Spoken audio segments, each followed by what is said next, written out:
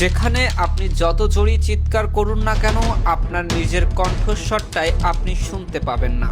আকাশ নীল না, পুরোপুরি কালো, চারপাশে ছড়িয়ে আছে বিশাল গর্ত, ভাঙা মহাকাশযান, মানুষের ফেলে যাওয়া ব্যাগ, এমনকি মানুষের শরীরের বর্জ্য। হ্যাঁ বন্ধুরা, আমি বলছি চাঁদের কথা। গোটা বিশ্ব আজ একের পর এক চাঁদের দিকে ছুটছে, আমেরিকা, রাশিয়া, চীন ও ভারত। কিন্তু আমরা কি কখনো ভেবে দেখেছি চাঁদের ভেতরে আসলে কি আছে? ওখানে কি মাটি আছে নাকি শুধু পাথর? নদী সমুদ্র আছে নাকি শুধু মৃত্যু ছড়িয়ে থাকা গর্ত? জল আছে, বরফ আছে, নাকি এমন কিছু যেটা মানুষ আজও পুরোপুরি বুঝে উঠতে পারেনি? ভাবুন তো, আপনি চাঁদের মাটিতে দাঁড়িয়ে আছেন, হঠাৎ আকাশ থেকে একটা উল্কাপিণ্ড ছুটে এসে আপনার দিকে ধেয়ে আসছে, আপনার উপরে পড়বে। আপনার পালানোর কোনো জায়গা নেই, কারণ ওখানে কোনো বায়ুমণ্ডল নেই, কোনো শব্দ নেই, কোনো সতর্ক বার্তা নেই। চাঁদ শুধু সুন্দর না, চাঁদ ভয়ঙ্কর, চাঁদ রহস্যময়। প্রিয় দর্শক, আজকের ভিডিওতে আমরা পৃথিবী ছেড়ে চাঁদের মাটিতে নামবো, দেখবো চাঁদের ভেতরে আসলে কি লুকিয়ে আছে। পৃথিবী থেকে চাঁদের দূরত্ব প্রায় 3,84,000 কিলোমিটার। আধুনিক স্পেস ক্রাফট ব্যবহার করলে সেখানে পৌঁছাতে সময় লাগে প্রায় 4 দিন। 4 দিনের দীর্ঘ অন্ধকার যাত্রার পর যখন স্পেস ক্রাফট ধীরে ধীরে চাঁদের কক্ষপথে ঢুকবে, তখন জানালার বাইরে তাকালেই প্রথম যে জিনিসটা চোখে পড়বে একটা ধূসর, নীরব, ক্ষতবিক্ষত পৃথিবীহীন জগৎ। ল্যান্ডিং সম্পূর্ণ হওয়ার পর যখন আপনি প্রথমবারের মতো চাঁদের মাটিতে পা রাখবেন, তখন আপনার চোখে পড়বে অসমতল ধুলোয় ভরা ভূমি। এই ধুলোকে বলা হয় লুনার রেগুলিথ। এটা সাধারণ বালির মতো না, এটা কাচের গুঁড়োর মতো ধারালো। লক্ষ লক্ষ বছর ধরে উল্কাপিণ্ডের আঘাতে তৈরি হওয়া এক অদ্ভুত পদার্থ। চারদিকে বিশাল গর্ত, ছোট বড় পাহাড়, আর দূরে দূরে বিস্তীর্ণ সমতল এলাকা, যেগুলোকে আমরা পৃথিবী থেকে কালোচ্ছব বলে দেখি। আপনি যদি তখন মাথা তুলে আকাশের দিকে তাকান, আপনি সূর্যের পাশে এক বিশাল নীল সাদা বল দেখতে পাবেন, আমাদের পৃথিবী। আপনি যদি তখন মাথা তুলে আকাশের দিকে তাকান, আপনি সূর্যের পাশে এক বিশাল নীল সাদা বল দেখতে পাবেন। আশ্চর্য ব্যাপার হলো, চাঁদে দাঁড়িয়ে পৃথিবীকে ঘুরতে দেখা যাবে না। মনে হবে যেন পৃথিবী আকাশে এক জায়গায় স্থির হয়ে ঝুলে আছে। বছরের পর বছর তাকিয়ে থাকলেও সেটাকে একই জায়গায় দেখা যাবে। এবার নিজের দিকে তাকান, চাঁদের মাধ্যাকর্ষণ পৃথিবীর তুলনায় প্রায় 6 গুণ কম।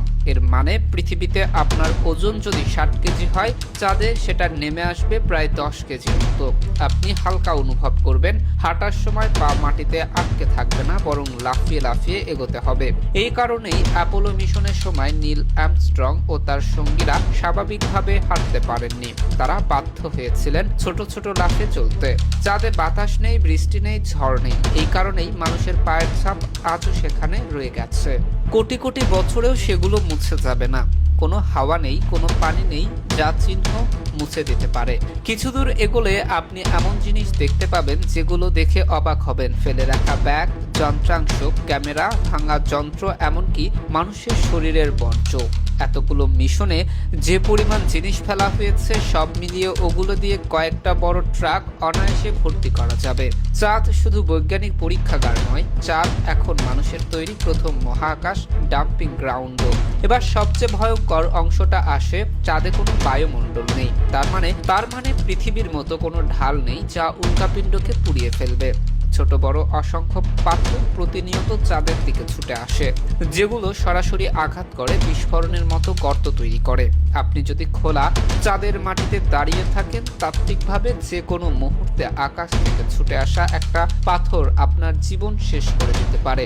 চাঁদের পৃষ্ঠে যে বিশাল গর্তগুলো দেখা যায়, সেগুলোর বেশিরভাগই এই ভয়ঙ্কর সংঘর্ষের ফলে। চাঁদে দাঁড়িয়ে আকাশের দিকে তাকালে আরো একটা জিনিস আপনাকে চমকে দেবে, আকাশের রং। চাঁদে আকাশ নীল না, পুরোপুরি কালো। দিনের বেলাতেও আপনি আকাশকে কালোই দেখবেন, কারণ আলো ছড়িয়ে দেওয়ার মতো কোনো বায়ুমণ্ডল নেই সেখানে। আরও একটা অবাক করা তথ্য, চাঁদে নাসা পরীক্ষামূলকভাবে ইন্টারনেট ব্যবহার করে দেখিয়েছে নির্দিষ্ট পরিস্থিতিতে প্রায় 19 MBps স্পিড পাওয়া গেছে। তার মানে ভবিষ্যতে চাঁদে মানুষ থাকলে সেখানে বসেই পৃথিবীর সাথে ডেটা আদান প্রদান, লাইভ কমিউনিকেশন, এমনকি ভিডিও কল করাও সম্ভব হতে পারে। কিন্তু আপনি যদি স্পেস স্যুট ছাড়া চাঁদে দাঁড়িয়ে কাউকে ডাকেন, যত জোরেই চিৎকার করুন না কেন, কেউ শুনবে না, কারণ শব্দ চলাচলের জন্য বাতাস দরকার, আর চাঁদে বাতাস নেই। এই জন্যই মহাকাশচারীরা বিশেষ স্পেস স্যুট পরে, যার ভেতরে কৃত্রিম বায়ুচাপ তৈরি করা হয় এবং মাইক্রোফোনের মাধ্যমে তারা একে অপরের সাথে কথা বলে।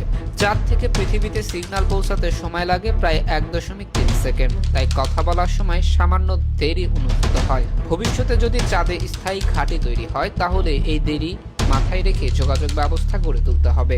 এবার আসি চাঁদের দিনরাত। চাঁদ পৃথিবীর চারদিকে একবার ঘোরে, যেমন সময় নেয় নিজের অক্ষের উপর ঘুরতেও প্রায় ততটাই সময় নেয়।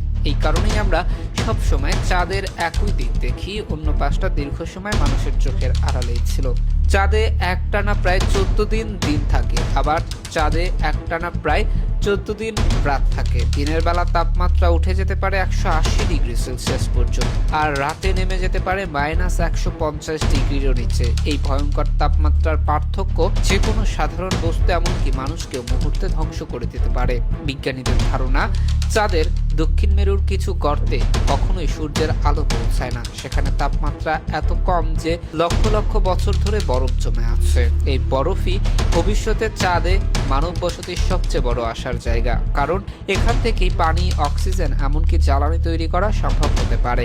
অনেকে মনে করেন চাঁদের নিজের আলো আছে, কিন্তু বাস্তবে চাঁদের কোনো আলোই নেই। আমরা যে উজ্জ্বল চাঁদ দেখি সেটা আসলে সূর্যের আলো প্রতিফলিত হয়ে আমাদের চোখে আসে। সবশেষে একটা বিষয় না বললেই নয়, চাঁদ শুধু আমাদের প্রতিবেশী গ্রহ নয়, চাঁদই পৃথিবীর জলবায়ুকে স্থিতিশীল রেখেছে। চাঁদের মাধ্যাকর্ষণের কারণে পৃথিবী আজও হেলে আছে। এই হেলনের কারণে পৃথিবীতে ঋতু পরিবর্তন হয়, আবহাওয়ার বৈচিত্র্য তৈরি হয়, আর জীবন টিকে থাকার পরিবেশ তৈরি হয়েছে। চাঁদ না থাকলে হয়তো আজকের এই পৃথিবী, এই আবহাওয়া, এই জীবন কোনোটাই থাকতো না। প্রিয় দর্শক, আজ এ পর্যন্তই। দেখা হবে নতুন আরো একটি গুরুত্বপূর্ণ ভিডিওতে। সে পর্যন্ত সবাই ভালো থাকুন, সুস্থ থাকুন। আল্লাহ হাফেজ। আর আপনি যদি আমার পেজে নতুন হয়ে থাকেন তাহলে অবশ্যই পেজটি ফলো করতে ভুলবেন না।